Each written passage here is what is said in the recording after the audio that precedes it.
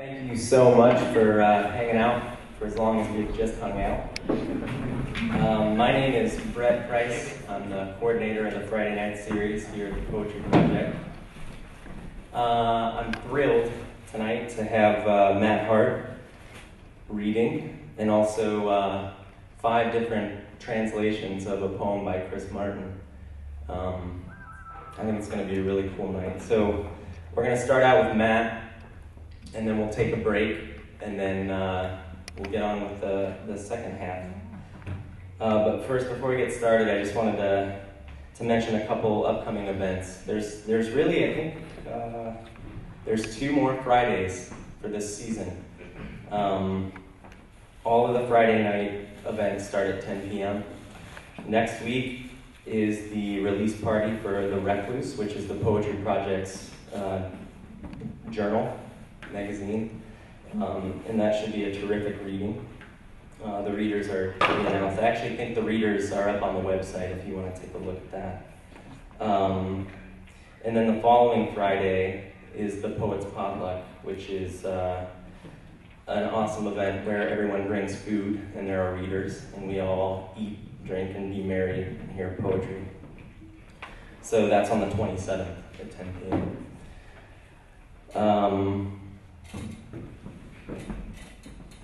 So I'm really excited to have Matt Hart here tonight,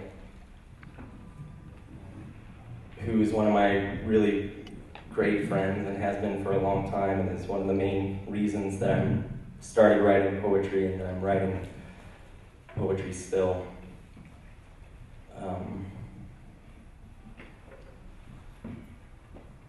And this is what I wrote about some of Matt's work. Beginning in dailiness, most often from a home in the suburbs of Cincinnati, in a fit to get beyond it or to see that life anew or in weirder light, Matt Hart seems to write from poem to poem in the flashes of elation or utter disappointment that arise from the outcome of that aim. Or to put it another way, he breaks his throttle off over and over again at high acceleration, risking awful accidents but also new Mach numbers.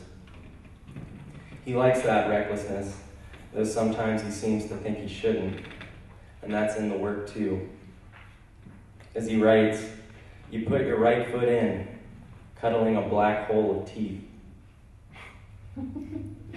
He's the author of 3 books of poems, Who's Who Vivid, Wolf Face, Lightheaded, all of which are, except Who's Who Vivid, his 2 new books, which just came out this year, are back on the table there. And a 4th book called Sermons and Lectures, Both Blank and Relentless, will be published in 2012. He is a co-founder and an editor-in-chief of Forklift Ohio, a journal of poetry, cooking, and light industrial safety. And he lives in Cincinnati, where he teaches at the Art Academy of Cincinnati. Please help me welcome Matt Hart.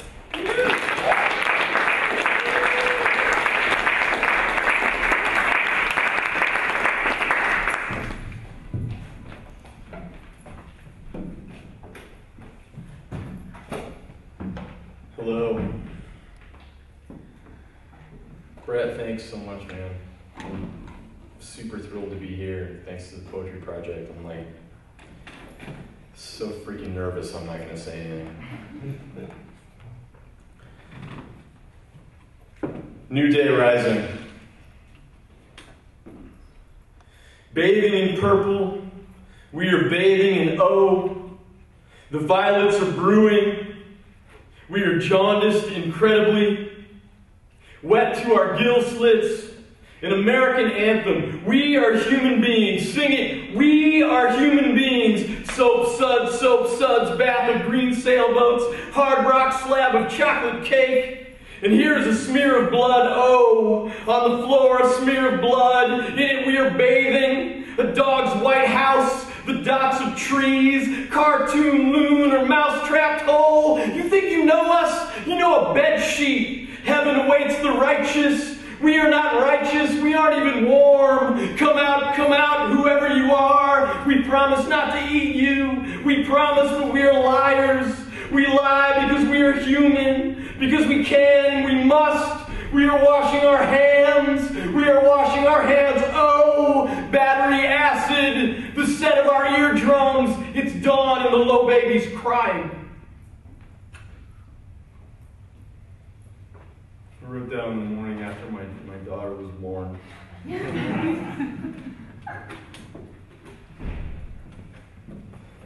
Anybody here like Slayer? It's for you. It's called Watch Me Blowtorch. The wasp pursues its rock and roll, resolutely and unmindful of the dumb neighbor's dumb mimetic dog, and for that matter also the maple, basil plant, or chemical, whatever you want. The wasp dives into the wall again, morning waning and almost noon again. I'm thinking it's not information, the robins and finches. Meanwhile, I am at a point on the moon of a distant planet, afraid of choking in my sleep on a dear pile of books. Alphabet, physics, and Keats. Or, alternately, my little daughter beats on a jumbo roll of toilet paper like she's the New Jack drummer for Slayer. The sky wishes everything otherwise, of course. The words of the day are radiance and Satan.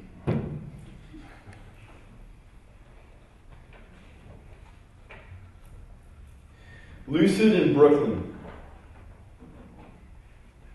I wake up in New York, lucid in Brooklyn. 434 Grand Ave, apartment 4. Those people are adorable. I could kiss their kitchen floor. I could kiss their Brooklyn bear. Oh, wrestle the invisible doorman, oblivion, jackhammered skyway, appearance of genius. 2 weeks ago, I cut my eye on a cheese grater. It bled a lot.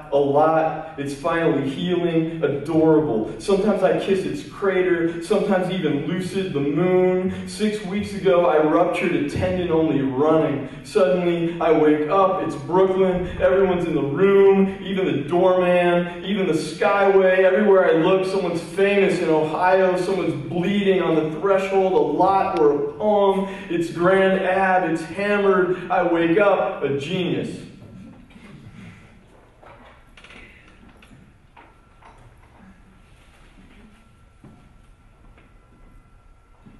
I could have sworn there was something I needed to tell you.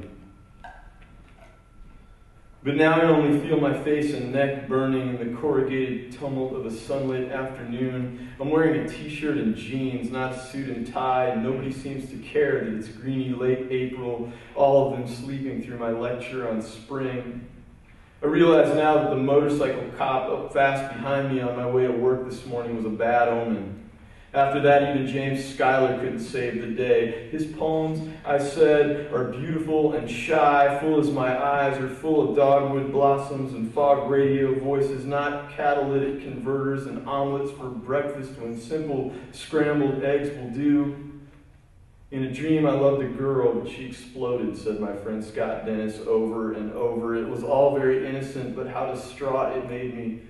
I have a feeling, and this is me again speaking in the present, that I'm failing vividly, or I'm not enough innervated, or I'm just not. The gloom inside me hits the sidewalk as the shit hits the firmament and sticks there. I'm no ostrich. I can take a punch. Mine is only one vision of paradise tossed, a kind of asthmatic misery, a kind of aesthetic grimacery. Welcome forbearance to the treehouse of my disappearance, my delight in substance, my barrel of walls. When the wallet falls out of my pocket, I realize suddenly 1.5 million things to lose, but not one of them is money. Not one of them matters in the eyes of the world. I mean, that is, if the world even has eyes, which it doesn't, or if the world has a clue, which it never will. And by the world there, I almost mean God. Dear sir, I have a question. Do I sadden myself, or is it you in charge? Among the bad dreams of exploding true loves and bad omens of lawmen, and amid reports of another teenager missing in Florida, another car bomb in Baghdad, these words of fragile construction may in fact collapse on my head at any minute. For Christ's sake, somebody give us a break. It's spring.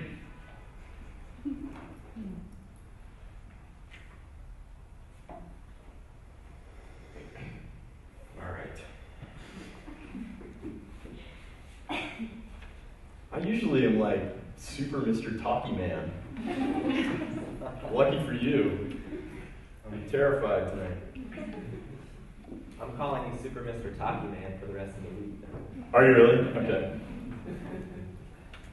Do you have any like name tags? Hello, I'm Mr. Talkie Man. All right, this is called On the Run.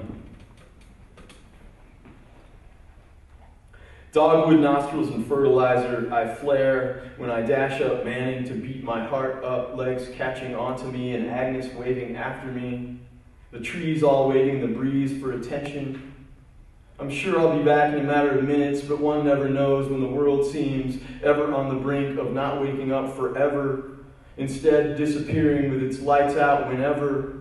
I close my eyes a few seconds so can't see the flowering trees, only smell them, or maybe not even that. Chemical green and exhaust. I don't breathe a thought. It hits me sometimes it's only nothing. I take a right onto Coral Park. Left on Ramona, there's music in my ears, but I don't know the words. My mind's the pulse that's racing. Chinto, bingo, young families out walking, a blueprint image for some impossible contraption. Right onto Boudinot, the trap of getting stuck in all the constant distraction, what to say instead of how to be and contain maybe multitudes like Whitman, because tomorrow I have to make sense of that song for a room full of freshmen. I don't know if I can do it. Left on work, then back to Walt Whitman, who gave us more than almost anybody the noise and joy and debris of what is, in a great big voice, both sloppy and clear, planted and lovely, holy and low. That's about it, dummy, I say to myself. Take a left on McKinley and think about the president,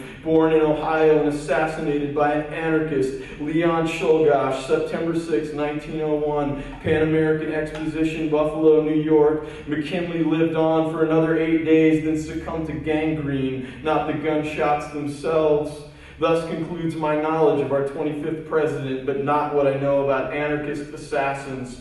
I barrel left again onto Ratterman, where the ground levels out, then curves right by the house with the invisible barking. Now the sky in its way is getting dark. Another left onto Lisher, a storm to the west, the direction I'm headed. Wind picking up, and a few little drops keep falling on my head. They keep falling, and by the time I get to Epworth, I'm a little underwater. So pick up my pace when I hear the first thunder. It's almost all uphill from here, and there's the Giant's mansion sitting back from the street with its own private forest. I don't believe in unicorns, but if I did, I bet they'd have one. I bet they'd feed it a lion, which is a story Agnes told me once, and there were talons in the fire. I get confused when I think about Kubla Khan, but it's a good sort of confusion where anything goes with fast, thick pants, even sly foxes and purple vests and bow ties with yellow polka dots. But right now the lightning's on my mind, and my shoes are full of water. Slip, slop, slip as I left on Montana, just in case it's not apparent I'm making a wobbly circle. You should try it, but someday when it's sunny and not so wet and chilly, left onto Cheviot, then right on Daytona,